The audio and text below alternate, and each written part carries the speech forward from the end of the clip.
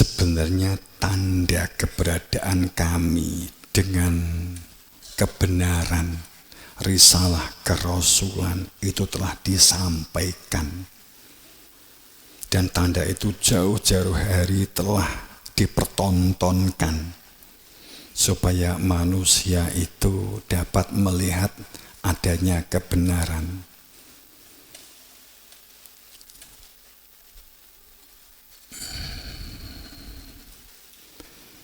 Akan tetapi mereka mengingkari, mendustakan dengan memelintir, menutup kebenaran, membuat konspirasi demi konspirasi dan merubah sejarah. Wama nurut sila, dan kami tidak memberi tanda-tanda itu melainkan untuk menjadi supaya manusia itu mampu mengontrol dirinya dan mengendalikan dirinya.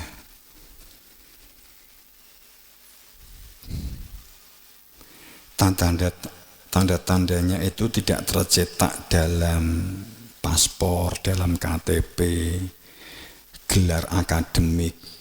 Tanda-tandanya sama sekali tidak tercetak di paspor, di KTP, kemudian gelar-gelar akademik, melainkan dalam pola hidup yang melawan arus dunia.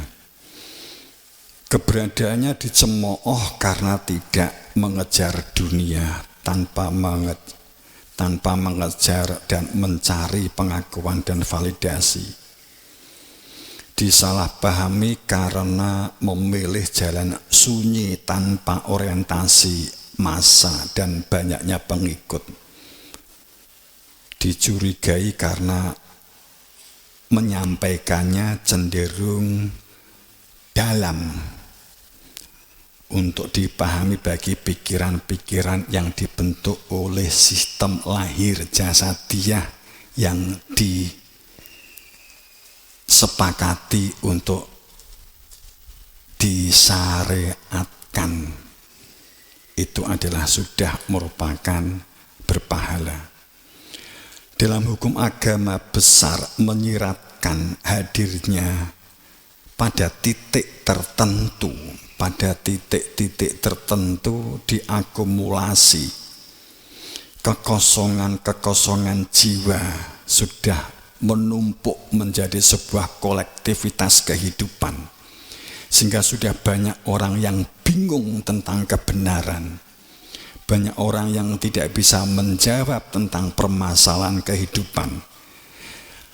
Ritual ubudiyah kehidupan hanya berhenti pada ritualitas semata, bersifat formalitas, hanya bersifat retoris, hanya gelaran-gelaran peringatan. Pada akumulasi puncaknya, maka banyak manusia mulai mencari kebenaran.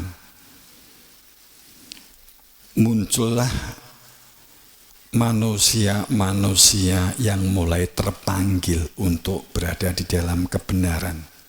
Syukur menjadi manusia terpilihan-pilihan Tuhan.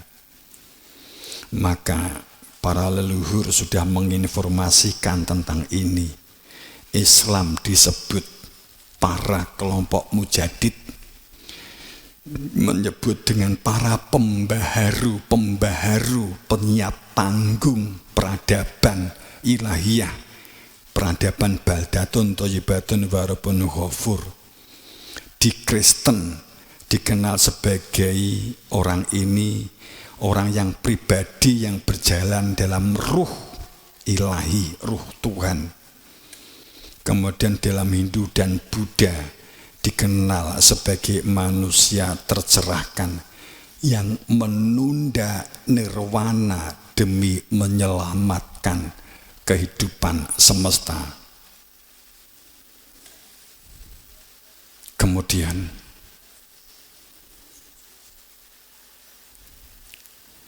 para pendahulu juga sudah memberikan sinyal munculnya kebenaran dalam mewujudkan tatanan baru yang akan ditandai banyaknya gejolak-gejolak alam dan gejolak-gejolak sosial tentang pekerjaan dan ekonomi, bagaikan gabah yang diinteri,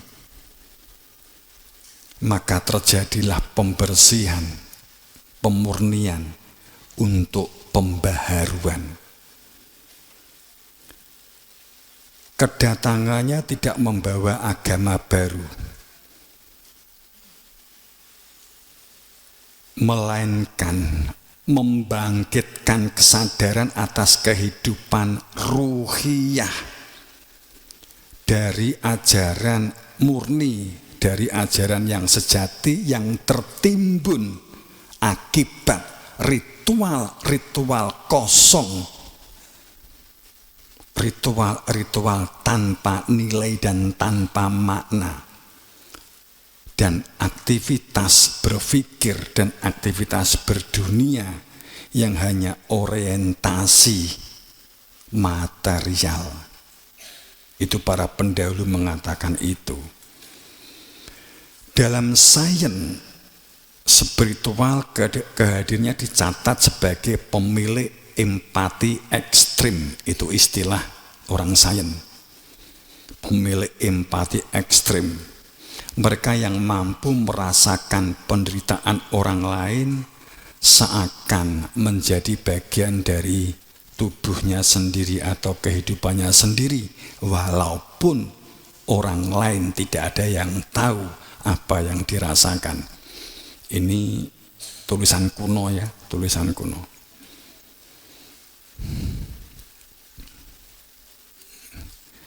Dan pada saat kebenaran itu akan dimunculkan, ditampakkan ke permukaan untuk menjadi tatanan baru. Pada saat sudah titiwanci sangat, maka tidak dapat dihalangi wujudnya adanya kebenaran dalam membangun atas kehendak Allah, membangun peradaban baru. Para pengingkar kebenaran akan titiwanci mereka disingkirkan, dihilangkan, bahkan diluluhlantakkan jika tanda-tanda alam sudah mulai banyak bergolak yang kamu lihat. Maka cermati ini, bukan untuk menjadi putus asa, bukan untuk menjadi orang yang mutung, bukan untuk menjadi orang yang diam kemudian menunggu. Justru jadilah yang ikut memancarkan kebenaran, menyampaikan kebenaran, menegakkan kebenaran. Maka wama mana'an nas ayyuminu idz ja'ahumul huda. Tidak ada sesuatu yang dapat menghalangi terang cahaya akan wujud di permukaan bumi Tuhan, menjadikan orang-orang itu supaya dalam iman, dalam ikatan aku bersaksi. Tatkala datang Al-Huda sebagai petunjuk yang menerangi hidup manusia, itu akan menjadi peradaban, akan menjadi sistem tata kelola kehidupan, kemakmuran dan kesejahteraan serta berkeadilan. Maka itu adalah saat titiwanci akan ditampakkan ja'al haq wa zaqal batil.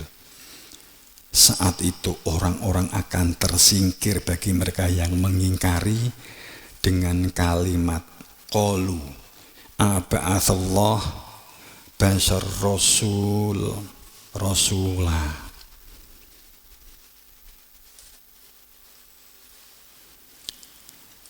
ulangnya satu kalimat yang menjadikan mereka terlempar dari kebenaran dengan satu kalimat. Apakah iya Tuhan memiliki wakil resmi Tuhan, memiliki wakil resmi Ba'atha yang diutus yang ada di antara kita sendiri, basarun manusia yang wujudnya seperti kita, yang dia itu pembawa risalah yang kemudian juga disebut sebagai wakil resmi Tuhan. Apakah iya Allah mengutus seorang manusia pembawa risalah kebenaran seperti rasul-rasul dulu? Tidakkah risalah itu bisa kita rumuskan sendiri sesuai keinginan kita sendiri, sesuai angan-angan kita sendiri? Kebenaran itu bisa kita rumuskan sendiri, tinggal kita mengatakan ini kebenaran Tuhan, beres. Kenapa Tuhan mengutus Rasul? Itu bohong. Maka inilah orang yang terlempar dari kebenaran. Maka dilanjutkan di KV 55-nya. Benar-benar saat kebenaran al-haq ditampakkan untuk menjadi bagian dari peradaban, terjadi masa transisi hebat. Banyak manusia bingung dalam mencari kebenaran, tapi orang yang berada di dalam kebenaran juga bingung, apa iya ini kebenaran? Akan tapi pada saat petunjuk terang cahaya kebenaran itu datang kepada mereka, maka mereka akan mau dalam perilaku ampunan, perilaku rahmatnya Tuhan. Sebab pada saat itu akan banyak kejadian-kejadian hukum Allah mulai akan diperlakukan seperti sunatul awalin yang diberlakukan kepada orang-orang dahulu, yang wujudnya adalah gempa, banjir, puting beliung, sampai pada azab.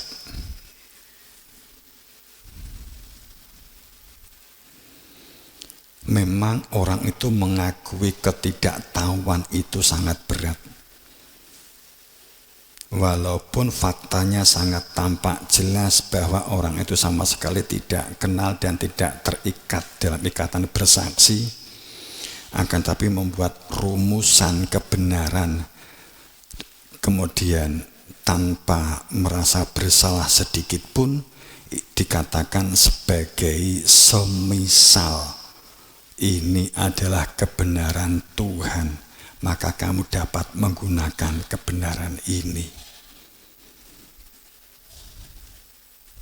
Pada saat ditunjukkan fa'aina tadhhabun, saat ditunjukkan untuk menjawab sebuah kalimat, bagaimana hidupmu? Apakah kamu kenal Tuhanmu? Apakah kamu kenal tujuan hidupmu? Bagaimana hidup harus dijalani yang dikatakan berada di jalan Tuhan? Fa'aina tadhhabun. Apakah in huwa illa dzikra lil alamin? Apakah hidupmu dalam cahaya ingatan hati nurani yang menyatu dengan Tuhanmu? Dan kemudian apakah hidupmu berada di dalam Shiratal Mustaqim? Apakah kamu menjadi orang-orang yang an'amta alaihim, orang-orang yang diberi nikmat anugerah kehidupan, orang-orang yang tahu persis bagaimana menyikapi maghdub dan dolin? Bagaimana kamu dapat menyikapi ghadab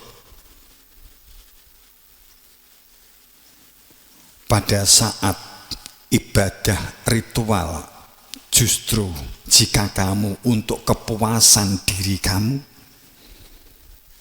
untuk berbangga-bangga, melecehkan dan menjatuhkan orang lain, kesombongan yang terbangun pada saat kamu menjalankan ritual, maka itulah ghadab. Tahukah kamu? Dolin dan berada di dalam gelap.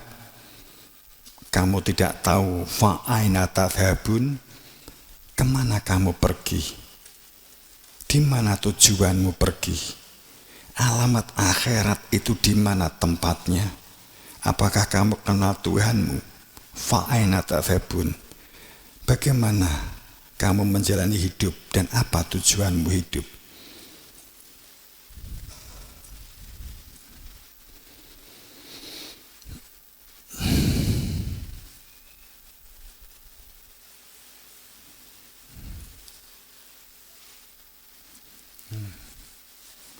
Inilah satu rangkaian rentetan bahwa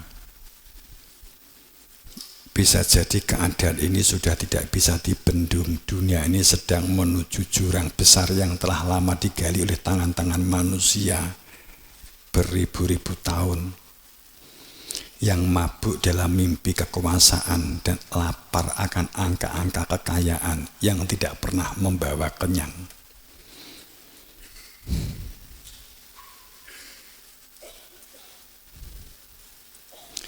Dalam menjalani hidup ini ada sesuatu yang menempel. Ini paragraf-paragraf akhir ya. Ada sesuatu yang menempel di kesadaran manusia, yang menutupi kesadaran manusia.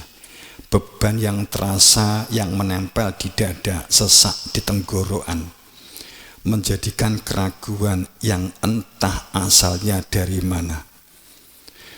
Itu adalah sebuah warisan yang diturunkan tidak dari darah, tidak dari DNA, tapi lewat bisikan, lewat aturan yang tidak tertulis dan tanpa disadari. Itu telah direkam sejak kita berjalan, telah dilakukan dalam satu sistem ratusan bahkan ribuan tahun yang membelit, yang membangun jaringan kehidupan manusia menjadi tali pengikat, tali jaring yang dibentuk dari berbagai arah. Apa itu? Yaitu ketakutan. Dengan dibangunnya sistem dogma dan dogmatis, orang dilarang untuk bertanya, kenapa ada sholat, kenapa ada puasa, kenapa ada zakat, kenapa ada puasa, kenapa ada haji, kenapa pemerintah harus partai.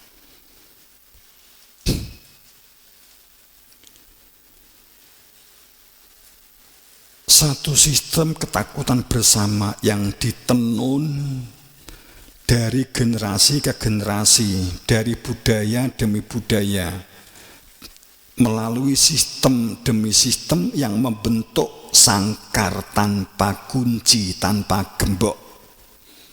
Ketakutan ini ditanam, maksud saya ditanam dalam diri seseorang yang dibungkus dengan cinta manipulatif untuk kesejahteraan dan kebahagiaan semu. Bagaimana ketakutan ini mengikat dalam kehidupan, bagaimana bekerja pada kehidupan kita sebagai manusia ini. Ketakutan apa yang menjadi tragedi pengikat kehidupan kita? Ketakutan yang menjadikan jiwa seseorang ini kerdil, tidak terbebaskan. Ketakutan yang menelanjangi, ketakutan yang dogma dan indoktrinasi tanpa dasar dan pijakan bersaksi tanpa pijakan kehakikatan, tidak mengerti inti kehidupan secara substansi, maka menjadi manusia ilusi, hidupnya delusi dan halusinasi, pemimpi dan penghayal menjadi hal yang dianggap wajar.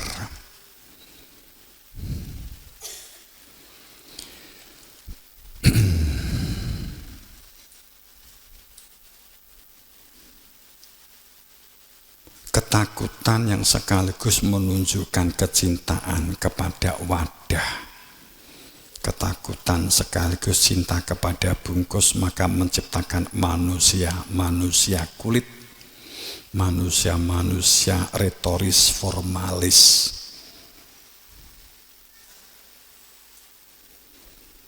Yang dikejar aturannya ini, yang dikejar adalah untuk mengendalikan dan mengontrol orang lain, untuk menjadi penguasa, melanggengkan kekuatan dan kekuasaan.